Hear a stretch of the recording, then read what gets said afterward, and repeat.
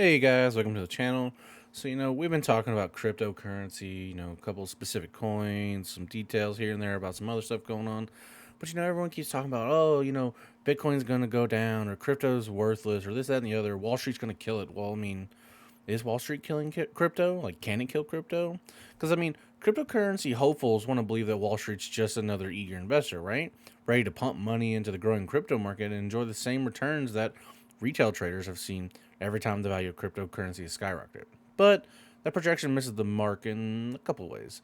First, Wall Street's already neck deep in the cryptocurrency market. And second, the last thing Wall Street intends to do is pump the precarious market with its own capital, right?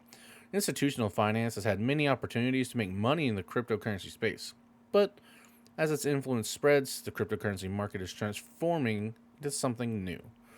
Whether intentionally or as a byproduct of its own flaws, Wall Street could be slowly killing cryptocurrency. So, how could Wall Street kill cryptocurrency, right?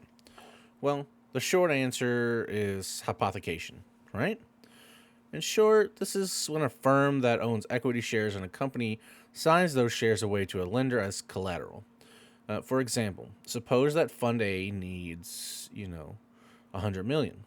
Broker B agrees to lend Fund A the money in exchange for 100 million worth of the securities that the Fund A, owns.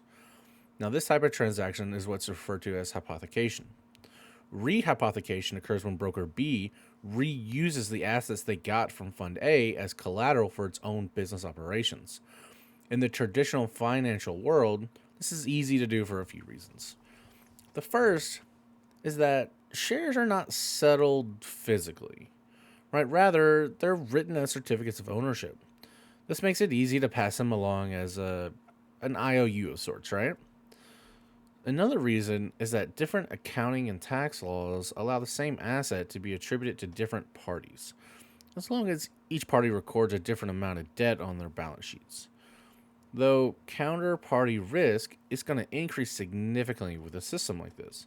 So it's going to be necessary to grant increased, flexibility to banks and brokers, right?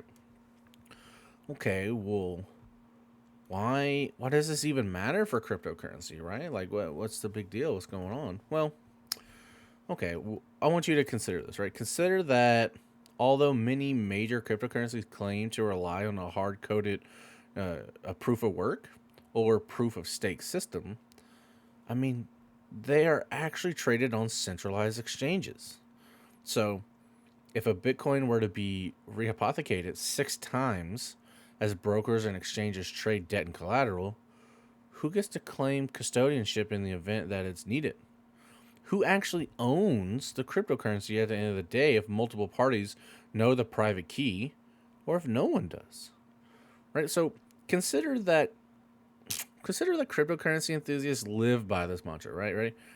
If you don't own your private key, you don't own your Bitcoins, right? So, if a broker goes bust and someone needs to pay up, or if a hard fork occurs and someone needs to vote with their stake, it's unclear who actually owns the Bitcoin because at this point, the collateral chain is just too long, right? It's so long.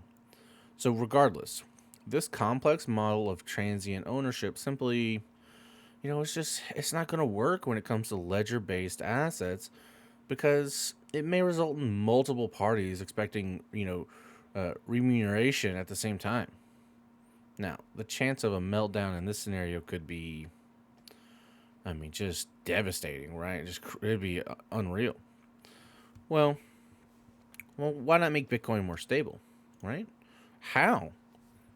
Right? How could Wall Street make Bitcoin more stable? Well, in the past, Bitcoin was traded exclusively on fiat exchanges. So, what did this mean? Well, this meant that users could only buy or sell.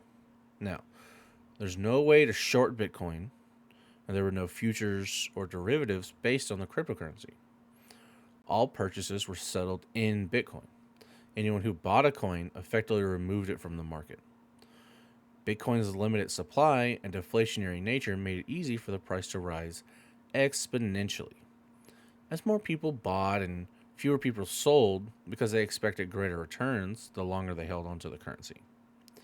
So naturally, this naturally can contribute to volatility because the market was directly exposed to the forces of supply and demand.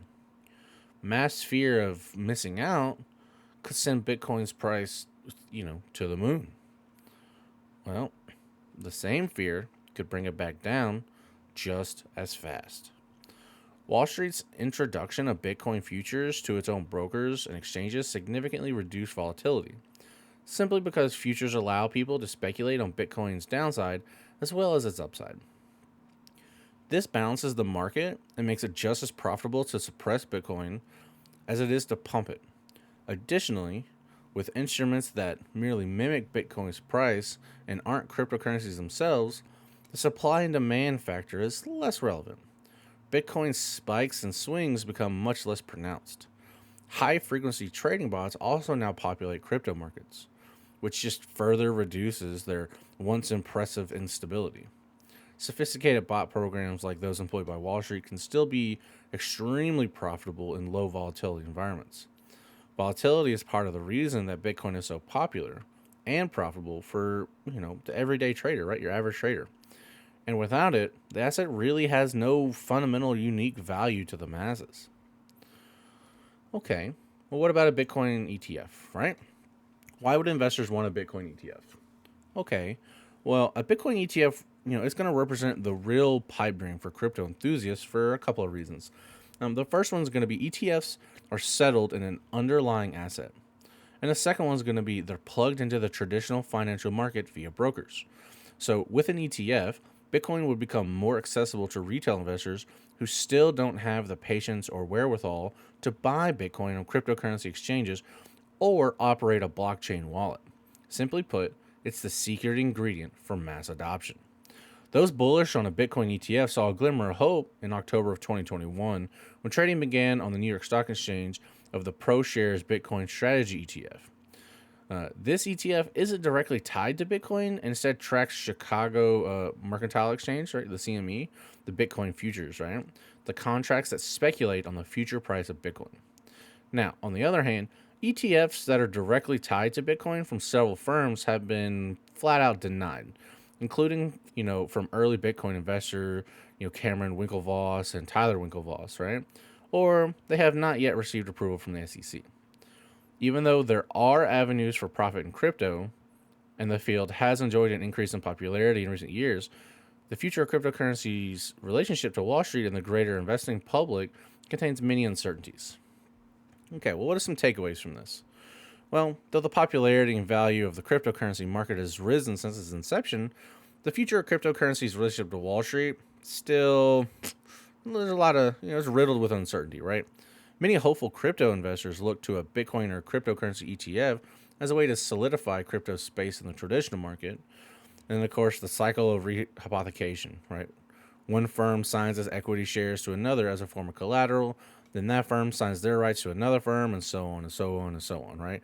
And this has the potential to cause serious problems in the cryptocurrency market, right?